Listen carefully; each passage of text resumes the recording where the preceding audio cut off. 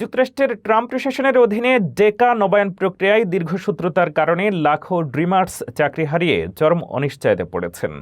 নিয়ম মেনে আবেদন করলেও আমলাতান্ত্রিক জটিলতায় মাসের পর মাস কাজের অনুমতি মিলছে না। নতুন বিধিনিষেধ ও নির্বাসনের আতঙ্কে থাকা এসব বৈধ অভিবাসীদের জীবন ও ভবিষ্যৎ এখন চরম সংকটের মুখে। এ বিষয়ে বিস্তারিত আরও জানুন মূল প্রতিবেদনে। যুক্তরাষ্ট্রে ড্রিমার নামে পরিচিত অভিবাসীদের জন্য deferred action for childhood arrivals DACA কর্মসূচির আওতায় কাজের অনুমোদন নবায়নে দীর্ঘ বিলম্ব দেখা দিচ্ছে। এই বিলম্বের কারণে হাজারো অভিবাসী তাদের চাকরি হারাচ্ছেন এবং জীবন অনিশ্চয়তার মধ্যে পড়ছে।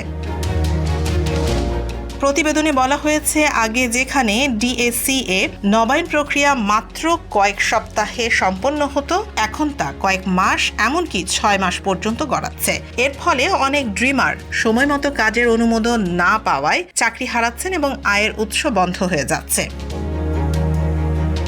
অনেকেই শৈশবে যুক্তরাষ্ট্রে এসে বেড়ে উঠেছেন এবং এখানেই পড়াশোনা ও ক্যারিয়ার গড়েছেন, কিন্তু নবায়নে বিলম্ব তাদের সেই স্থিতিশীল জীবনকে ঝুঁকির মুখে ফেলেছে। কেউ কেউ কাজ হারিয়ে বিকল্প হিসেবে ছোটখাটো ব্যবসা বা রাস্তার খাবার বিক্রি করতে বাধ্য হচ্ছেন।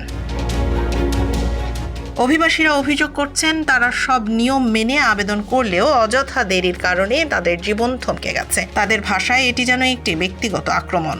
অন্যদিকে অভিবাসন কর্তৃপক্ষ বলছে, আরও কঠোর যাচাই বাছাইয়ের কারণে প্রক্রিয়ায় সময় বেশি লাগছে। তবে সমালোচকরা বলছেন, এটি একটি রাজনৈতিক চাপ ও নীতিগত কঠোরতার অংশ, যা অভিবাসীদের জীবনকে অনিশ্চিত করে তুলছে।